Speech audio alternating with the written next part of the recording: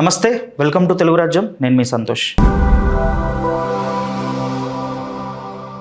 విశాఖపట్నంలో దారుణ హత్య కలకలం రేపింది. భార్య పుట్టింటికి వెళ్లిన సమయం చూసి ప్రియురాల్ని ఇంటికి పిలిచి అతి కిరాతకంగా హత్య చేశాడు రవీంద్ర. రవీంద్ర అనే వ్యక్తి నేవీ ఉద్యోగి. విశాఖ గాజువాకలో ఎల్వి నగర్లో జరిగింది ఈ ఘటన. హత్య చేసిన అనంతరం లవర్ బాడీని ముక్కలు చేసి ఫ్రిడ్జ్లో పెట్టాడు. అనంతరం తన ఫ్రెండ్కి ఫోన్ చేసి నా లవర్ను చంపేశానని తెలిపాడు. దీంతో అతని ఫ్రెండ్ పోలీసులకు సమాచారం ఇచ్చాడు. విజయనగరం జిల్లా రాజంకి చెందిన చింతాడ రవీంద్ర, ఇతడికి 35 సంవత్సరాలు. నేవీలో టెక్నీషియన్గా పనిచేస్తున్నాడు. విశాఖలో ఓ అపార్ట్మెంట్లో నివాసం ఉంటున్నాడు.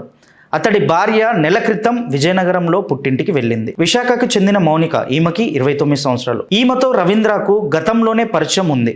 అయితే ఆదివారం ఆమెను ఫ్లాట్కు పిలిచి అత్యంత దారుణంగా హత్య చేశాడు. శరీర భాగాలను ముక్కలు ముక్కలుగా చేసి ఫ్రిడ్జ్లో పెట్టాడు. అనంతరం తన ఫ్రెండ్కి ఫోన్ చేసి లవర్ను చంపినట్లు తెలిపాడు. నేవీ ఆఫీసర్ ఫ్రెండ్ ఇచ్చిన సమాచారంతో పోలీసులు నిందితుడు అదుపులోకి తీసుకున్నారు. మొదట రవీంద్ర అబద్ధం చెప్తున్నాడని భావించారు పోలీసులు. రవీంద్ర ఇంట్లో ఎంత వెతికినా యువతి మృతదేహం దొరకలేదు. చివరకు తమదైన స్టైల్లో విచారించడంతో అసలు ఏం జరిగింది అనే నిజం బయటపడింది. ఐఎన్ఎస్ డేగలో పెట్టి ఆఫీసర్గా నిధులు నిర్వహిస్తున్నాడు నిందితుడు రవీంద్ర. ఇతడికి శ్రీలక్ష్మి అనే మహిళతో వివాహం జరిగింది. ప్రస్తుతం ఆమె డెలివరీ నిమిత్తము రాజ్యం వద్దకు వెళ్ళింది. రవీంద్రకు 2020 నుంచి మౌనికతో పరిచయం ఉంది. 2023లో ఇద్దరు విడిపోయారు.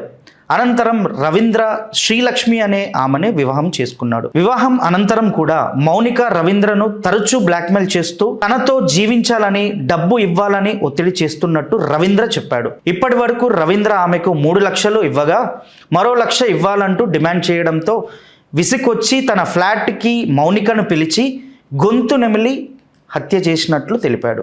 అనంతరం మృతదేహాన్ని ముక్కలు చేసి లోయర్ భాగాన్ని సూట్ కేసులో, మధ్య భాగాన్ని ఫ్రిడ్జ్లో ఉంచి తల చేతులు యమహా బైక్ మీద తీసుకెళ్లి అడవివరం నుండి సెంట్రల్ జైల్ మార్గంలో తుప్పల్లో కాల్చేశాడంటూ తెలిపాడు.